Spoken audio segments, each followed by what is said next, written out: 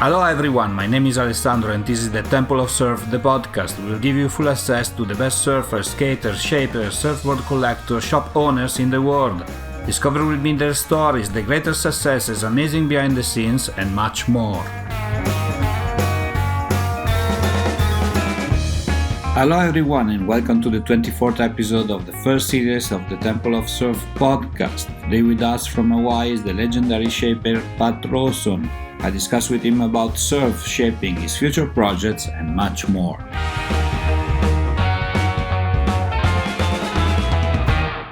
Hi Pat and welcome to the show. Where are you today? So right now I'm in Costa Mesa, California. I'm staying with my son, Ryan Rawson. How's it going over there between coronavirus and recent violence? The situation is not like the best, right? No, I think the violence is a new thing right now, and we're not sure. Last night here in Costa Mesa, they had a curfew at 8 o'clock, and I heard Los Angeles, everybody had to be off the streets at 6. So right now is not a good time. You know, it's a dangerous time. You've got to be careful.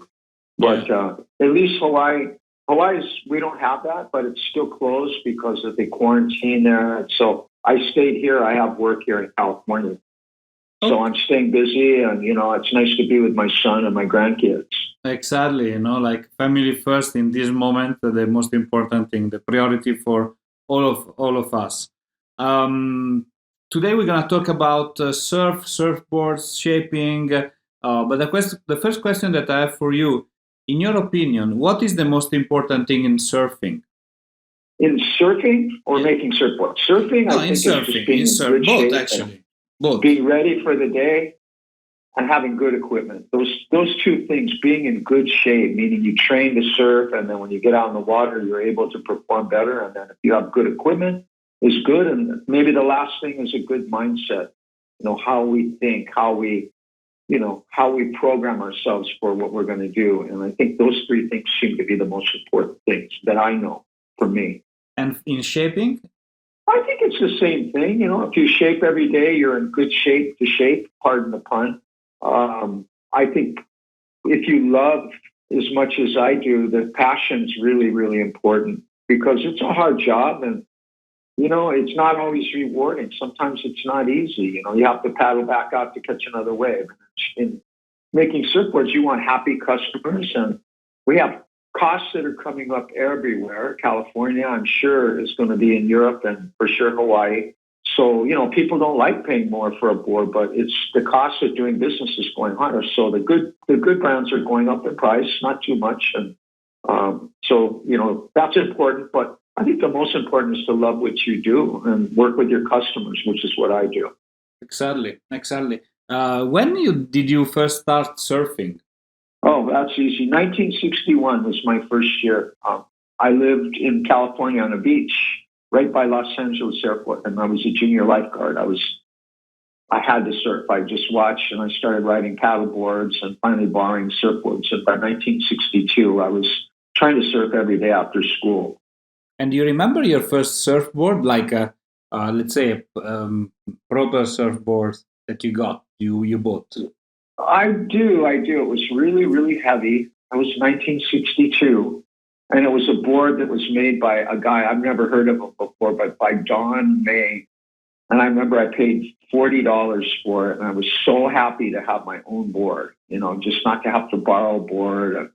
It hurt my head. We used to carry the boards on our head because they were heavy. Yes. We were small. We could barely make our arm go around the board, so I had a bump on the top of my head from carrying that board. You know, I like to collect surfboards, and the first one of the first Greg Knoll surfboard that I got in my collection, it was from the 60, and when it arrived, I tried to lift it, and I was like, oh my God, these 60 boards are so heavy. You need to be fit, right? Yeah, they were at least 10 or 12 kilos back then. Compared to today. And when did you decide to start to shape? So that was about 1964. That same house by the beach, there was a friend that lived across the street. He was a really good surfer that was older than me. And he was friends with a the pro surfer Mike Doyle, who at that time was very famous. And Mike was a shaper. Okay. So I remember back in '64, I remember hearing some noise like, the plane are going, right? So I went across the street on my bike, and there I was watching through the open garage door of Mike Doyle shaping the sport. And I was mesmerized. And I made my mind up then I was going to learn how to build boards. I wanted to make a board that I could ride and would help my surfing. So that's how I started. Okay. And in your career, which were the shapers that you used as a reference? The one that you were looking at for inspiration or for because they were doing innovative things? Who are they? Well, I think probably the most famous one, and was more later in my career when I was in Hawaii, was Dick Brewer. And he really helped me a lot. I used to do a lot of pin line and gloss, which is the finish work on the surfboards. Like a lightning bolt, we taped it off and we used colored resin to make the lightning bolt. And that's how we did everything. The pin line around the overlap, the trim line of the color, separation of color. So that was my job. And he was nice to me and he let me watch. And finally, I just kept working with him and he was a big help. But in the early days, I didn't really start making boards and selling them until 1967. Okay. And there was a guy named Pat Stephan that was from my talented Playa del Rey. And he probably showed me the most about how to make a board. I mean, all the glassing and everything, because we used to do everything ourselves. Yeah. So those were two important people, and maybe a guy named Tom Oberlin, who was really a good surfer, and his boards worked really good. He taught me a lot about design. I thought those three people are the most important. I have done so far around 25 interviews, and the name of Dick Brewer comes quite a lot. Not as a reference, of course, he's a legendary shaper, but also for his.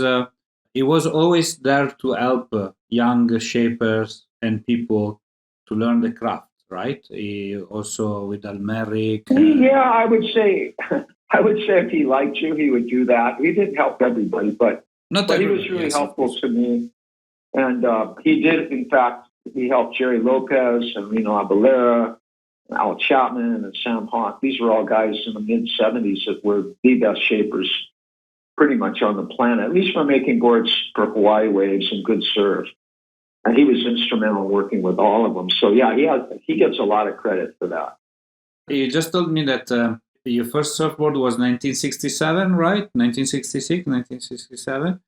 Well, there was boards before that, but I didn't start charging, meaning that the guy would come to me and give me some money, and then I would make a board from start to finish. About 1967 was when I really got busy. I put 1966 because that's when I started taking longboards, and we would tear the fiberglass off, and then we would reshape the board. It was like a perfect blank inside.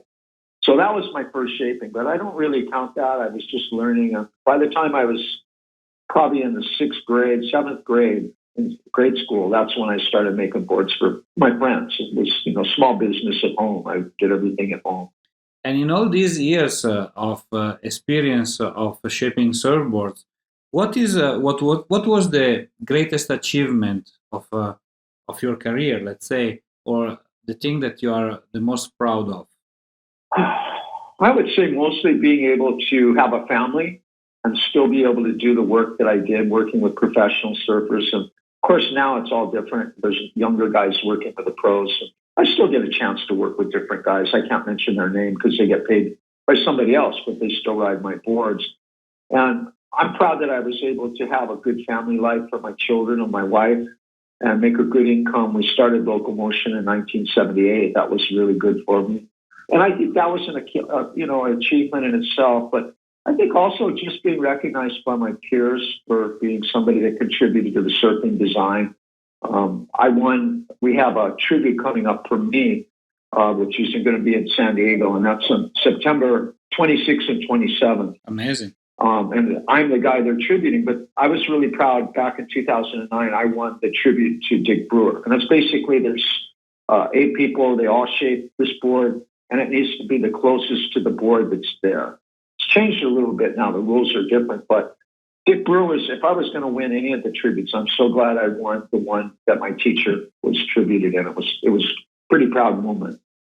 Yes, it's amazing, and and looking forward for September. It's gonna be great. You shaped a lot of board.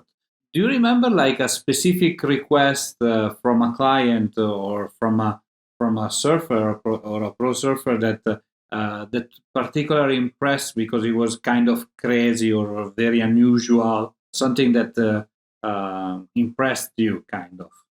I worked with a lot of different guys in the 80s. That was a very strong time for me. I think I had more than half the top 16 guys riding, at least in Hawaii, and some of them in the tour.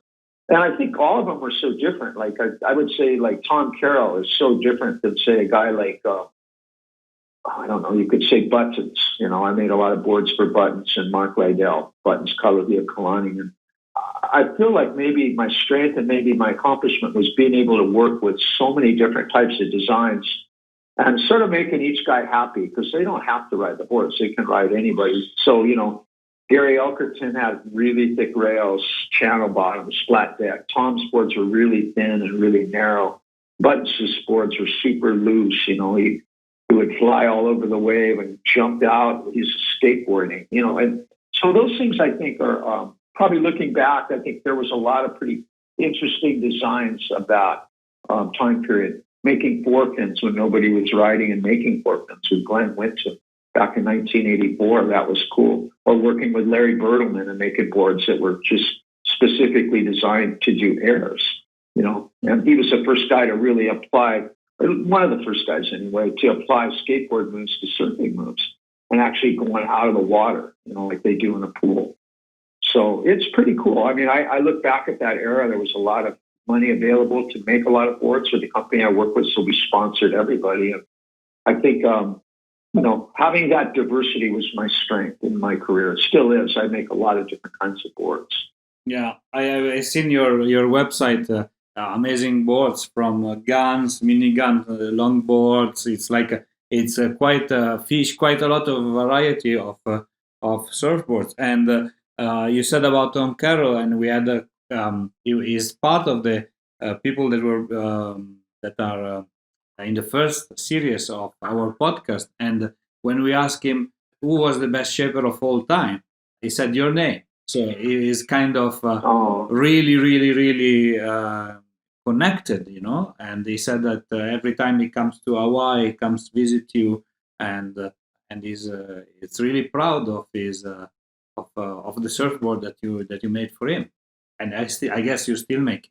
We still do, yeah. We have a replica model. In fact, it's interesting because my website should be going live, my remodeled one. That one is really old. And it's like, you know, if you don't take your car in and get it repaired, then problems come. It's just gotten so old. I've been busy with a lot of other things, remodeling my house and just trying to keep up with work. But my son's helping me right now. The new website's going to be really, really nice.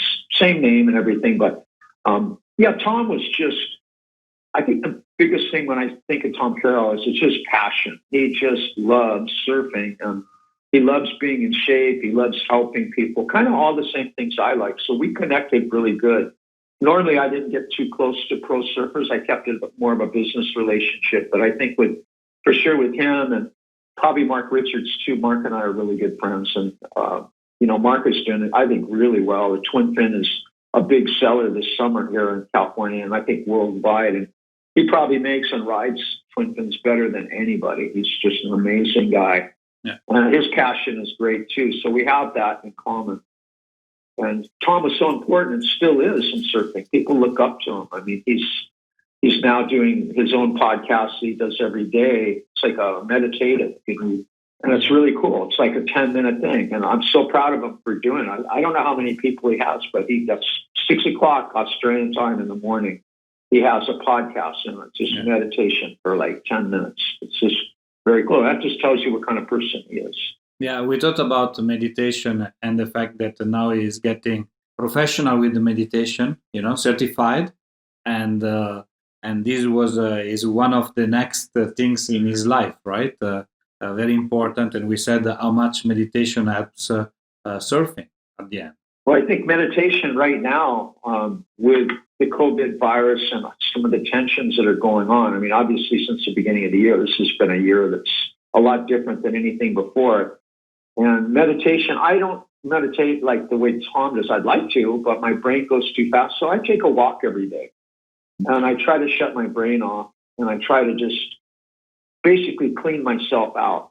And walking's amazing. I mean, I did every day since I've been here because the gyms were closed, the beaches were closed, but you could walk. And walking through, I got to see spring come and all the beautiful flowers and stuff. And so, those are things I think we all need to do. We need to get in touch with our bodies, especially if we can, to get the time to just meditate even for 1 or 2 minutes. It doesn't take that much time. That's all I'm good for. But some people can go a half an hour, an hour. Yeah. And it really does reset and really helps you kind of come back into your body and be strong and be grounded, Yeah. And it's a good thing. Yeah. Somebody says that meditation is good as long as it doesn't isolate you from the rest of the world for too long time, at the end. Yeah. No, I don't think that would be a problem, especially with somebody like Tom, because Tom's always helping people, but he got really good at it. And like I said, he has different meditational, he's got one coming up that I'm going to try to attend on the East Coast. And I think it's going to be really cool. I'm looking so forward to, taking a look at what he does in front of people, because I've only listened to him online with it. But he's a good teacher. I would say he's actually a really good teacher because he's so passionate. People just really want to learn from him.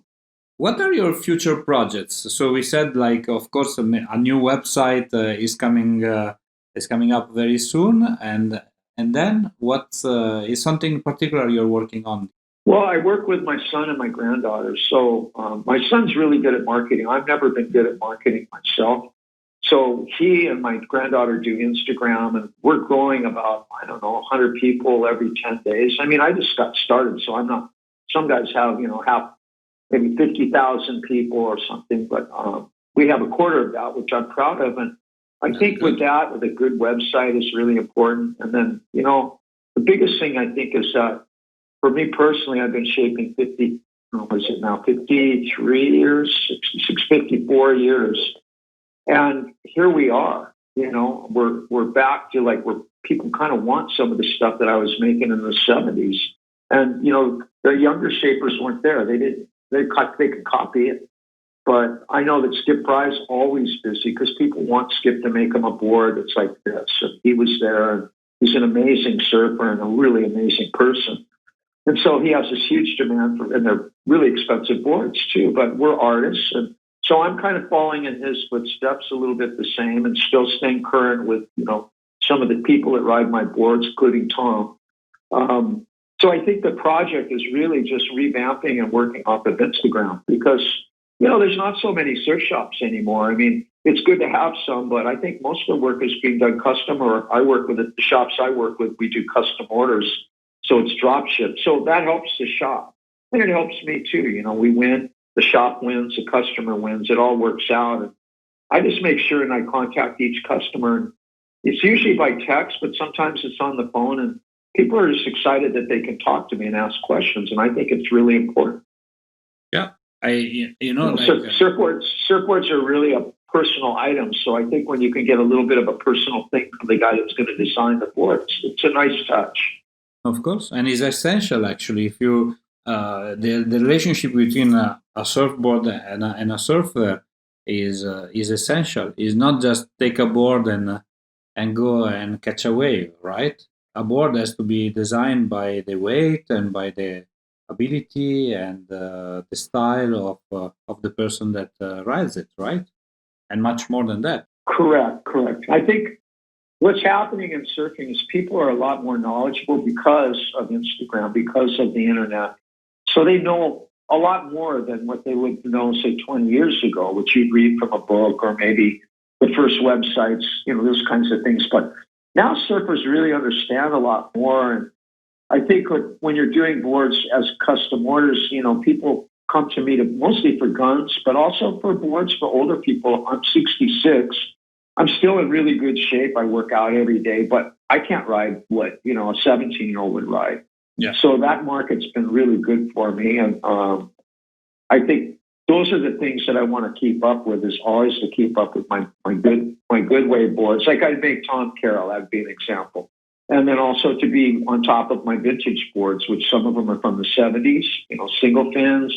Some are twin fins from the 70s. Some are boards from the 80s. And of course, boards for now that we can blend everything into one board. So it's really challenging and a lot of fun. I love it. Yeah. We're going to finish our interview with a short Q&A session. So please answer the first thing that comes up to your mind, okay? Okay. All right. The best surfboard that you ever ridden? Gosh, I've had a lot of good boards. There was one 9-foot board. It was shaped by my friend Court Guyon, and I think I rode my biggest wave ever out at Lane K on that board. I'd love to get that board back.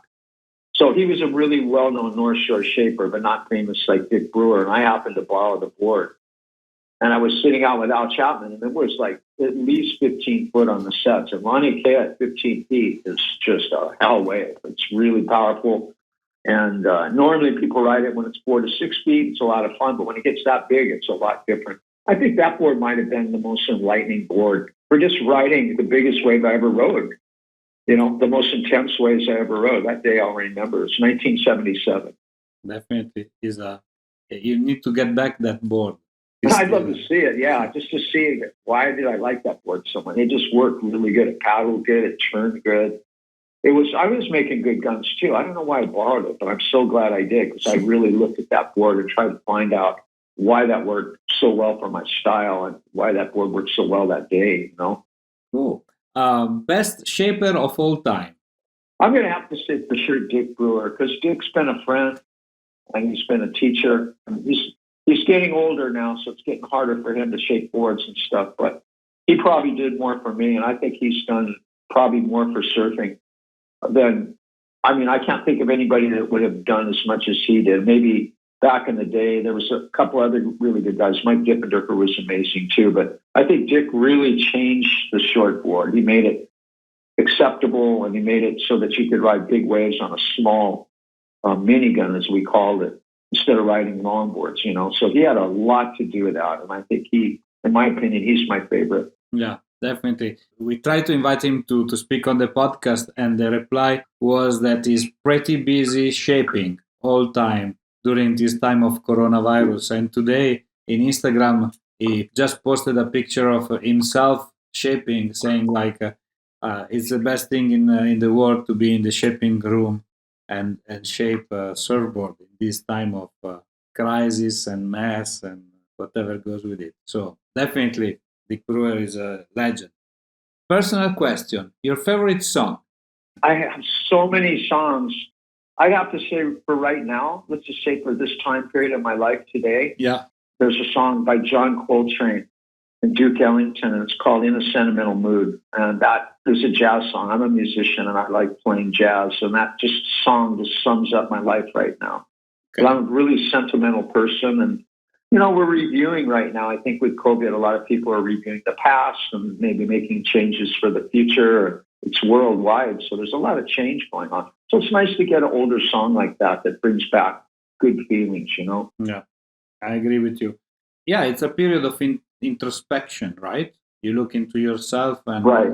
And maybe good things will come out. I'm sure good things will come out even from this period. We need to be absolutely positive.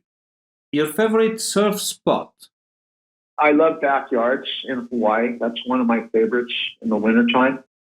I love Laniakea when it's good, which is, it's a great world-class wave when it's good. So I think those two, and also from my California days, I really, really love Malibu. I kind of grew up surfing Malibu in the longboard days, so I love that perfect point break. I like how that wave, you don't have to ride a longboard, but you can ride any kind of board, a fish, or you can ride a longboard, or you can ride a shortboard. It's just such a beautiful wave. It just keeps coming, and you can have so much fun on it. It's great. Definitely. Your favorite surfer or the best surfer of all time? Well, Tom Carroll definitely gets my vote. I think, again, because of what he did and what he's doing. A couple others that I really like. I have to look back. I love Bud. We had a great friendship, and I think a lot of people took advantage of him because he was such a giving person.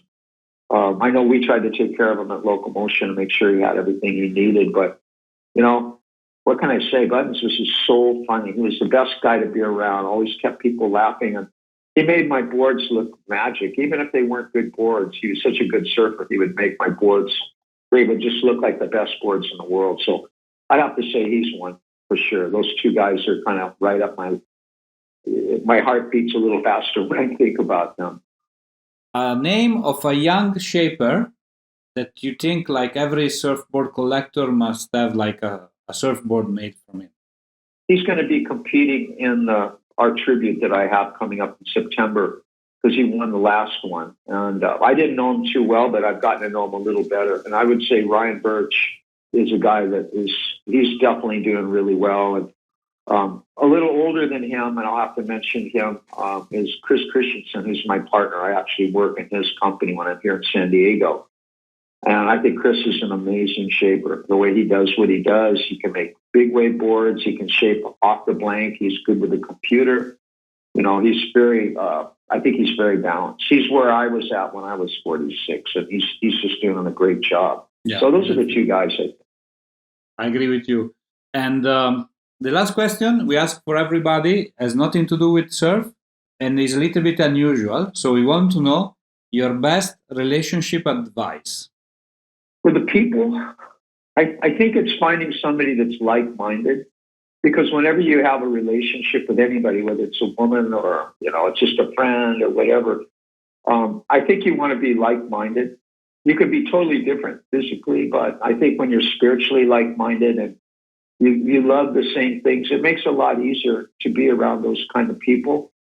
I know for me, I try to hang around people that are smarter than I am so I can learn from them. And sometimes it's not easy to receive information. Maybe the person's giving you information that's kind of harsh.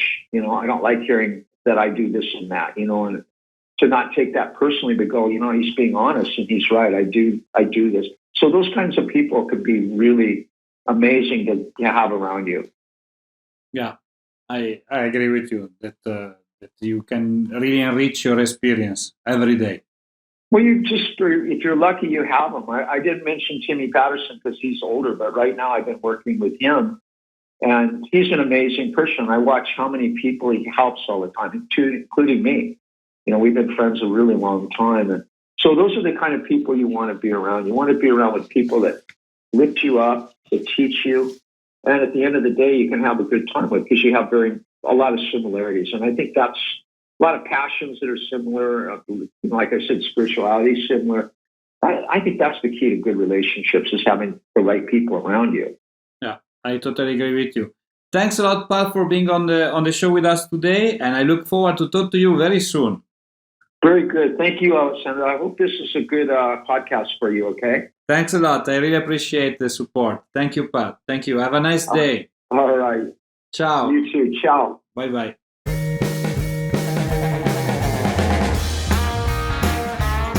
Hi, it's me again. I hope you enjoyed our today's episode. If you want to know more about us, please follow www.thetempleofsurf.com and all our social media.